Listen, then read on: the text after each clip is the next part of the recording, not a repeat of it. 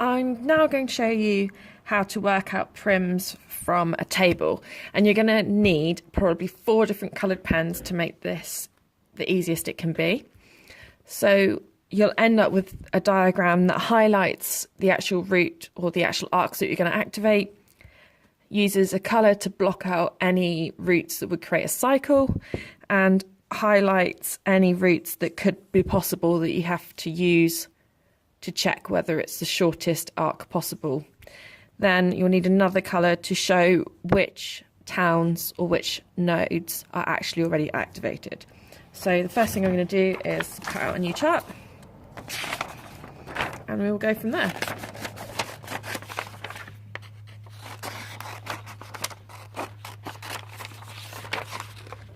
It's not beautifully done, but it does the job. Okay, so I'm going to get 3 colours. I'm going to have a colour for activating, I'm going to have a colour for blocking out, I'm going to have a colour for possible activations, so the places that, give me a second, the places that you can travel from, so the arcs that have been activated, and then a colour to circle my final answers. So let's go for it. The first thing I'm going to do is look for my very smallest value. So I'm going to look through my grid, and my smallest value is actually 360. So I'm going to colour that in green to show that it's a possibility, and I'm going to circle it to show that I'm actually using it. And then on another piece of paper, I'm going to grab one. On another piece of paper, I'm going to keep track of what I do.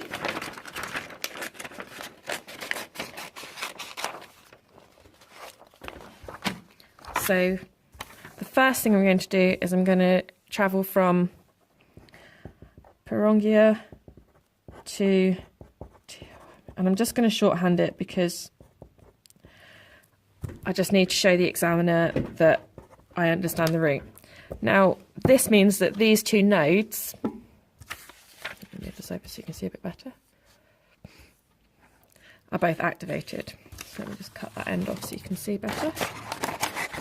Sorry, I have to excuse me, I've dropped my phone and it's now stuck in portrait mode, so it's not the best.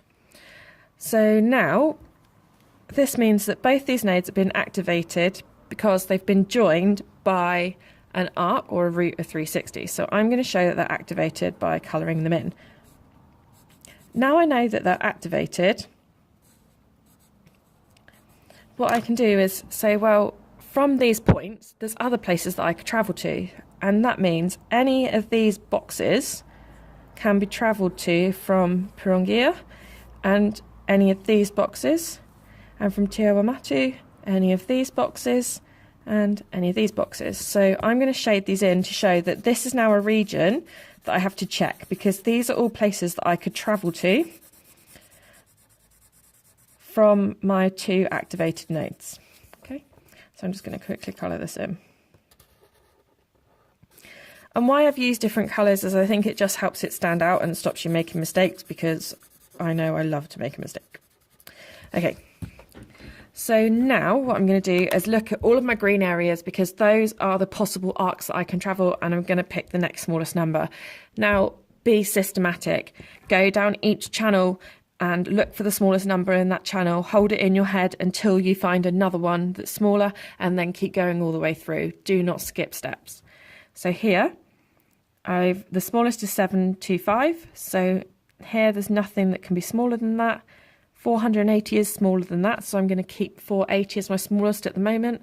That's bigger, and those 2 are bigger. So actually, 480 is my smallest. So now I'm going to write down that I'm going to go from, so I'll be travelling from Tiawamatu to Cambridge. Okay.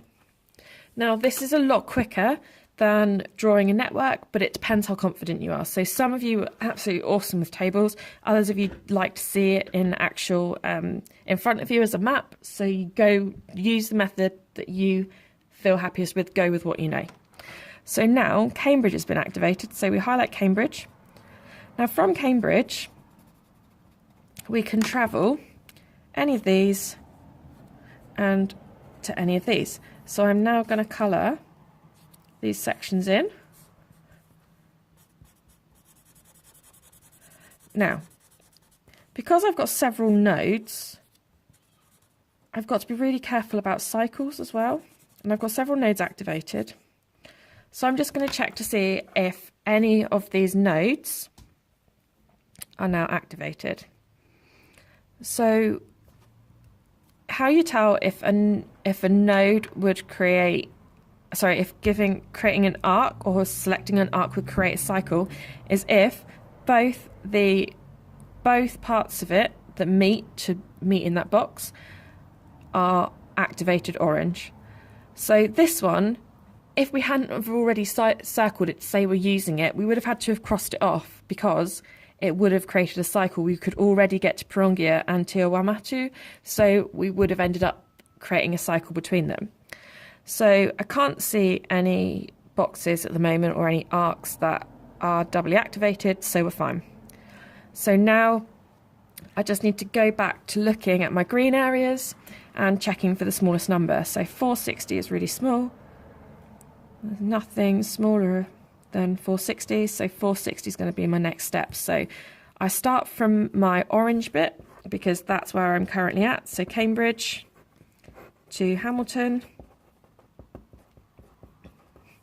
and that's 460. Okay.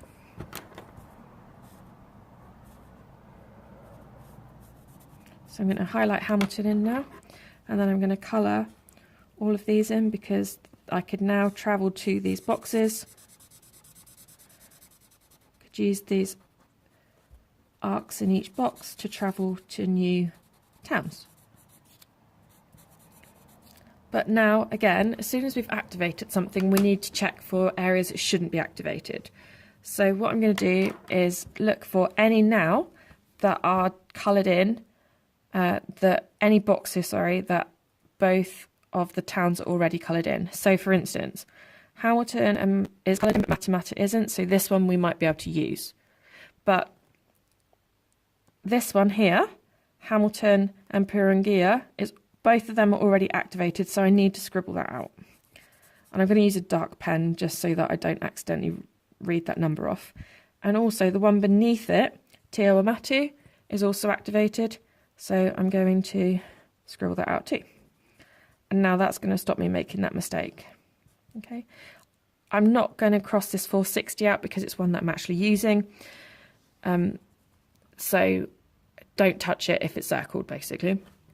Okay, so now what I need to do is look down through all of these again and find the smallest number. So this is 1020, but 820 is smaller than 1020. And that is the smallest. So 820 is the next smallest, so I'm going to circle that one. So that means that I'm starting from Cambridge because Cambridge is the activated node because that's the coloured box. So that's telling us we can start at Cambridge because we're already at Cambridge and we can travel to Matamata. So I'm going to write down Cambridge to Matamata, and that's 820. Okay, so now I need to activate Matamata. Okay. And then colour in any places that I could travel from there now. So that means this whole column needs colouring in. Colouring in was never a strong point of mine, so bear with. Okay, now I need to check for any cycles, so I'm just going to go around and say, right, do I have any values that have 2 oranges on them? So I probably should have coloured this one out earlier.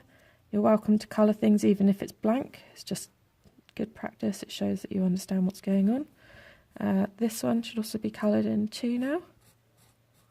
Yep. And that one's not, but that one is. Oh, no, because that's got a circle around it. And that one. And also Hamilton to Matamata must be coloured out because it would have created a cycle because they're both orange, they've both been activated. Okay, so we've got 1, 2, 3, 4 routes selected so far. So now we need to look for the next smallest number, out of our entire green area. So 630, yeah. So 630 is our next route, and that's going from Mata to Tirau. Okay. So now I'm going to say, well, I can go to Tirau, so I'm going to colour that in. And then any routes that Tirau can then be moved from, like you can go from Tirau out to these new places. Okay. And then again, we need to check for any cycles. So for instance, this one here, now Cambridge and Tirau are both already activated. So if I use that 1920, that would have created a cycle. So we'd no longer have a minimum spanning tree. That one and that one are now coloured. Okay. Let's colour that one up. And this one and this one. And this one and this one. And this is the most important part because you're not wanting to create a cycle. Any others that are coloured in on both bits? Nope, I think that's it. Okay, great stuff. So now I'm going to look for my smallest number yet, or left in the table. So smallest number is this one, so I'm going to circle it, and that means that I'm going to go from Matu, sorry, I shifted it, okay, Matu to Tokoroa, and that's going to be 1050. So now I can highlight Tokoroa, and I can travel from there to Kuti, or I can travel from there to Taupau. Okay. Now I just check to see if there's any cycles created from that. So that would be a cycle, that would be a cycle, that would be a cycle, that would be a cycle. So actually this whole row needs shading in.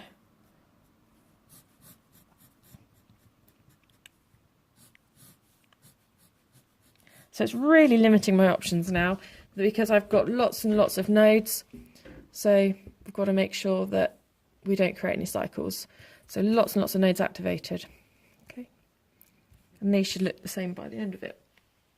Okay. So have I written that one down? Yes, I have. So now I need to find my very smallest number in that, and it's going to be 990. So 990, and that's going to activate Tapau. So that means that everything in this row now, that's my entire table coloured in. But I haven't got to Kurti yet. So now I'm going to write that one down. So remember, I have to write down the first, the coloured node that's connected to the box, and then I go to the one that I've just shaded in.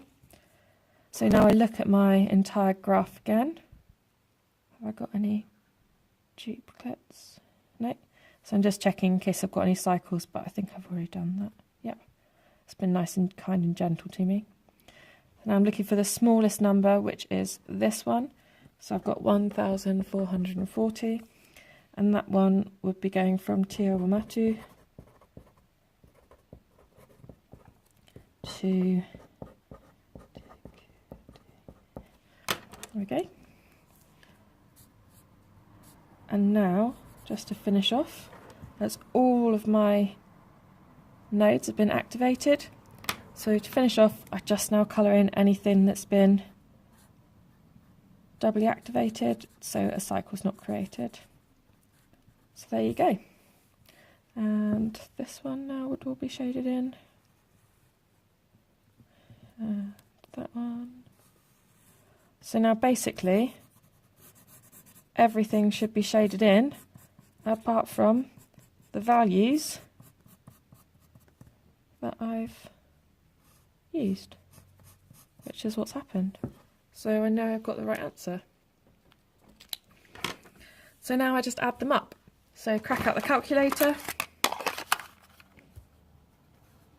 Sorry if the screen's a bit shaky. I think the light's a bit low in this room, but I can't seem to do anything about it. So let's have a look. So we're going to do 360 plus 480 plus 460 plus 820 plus 620 plus 1050, 1050 plus 990 plus...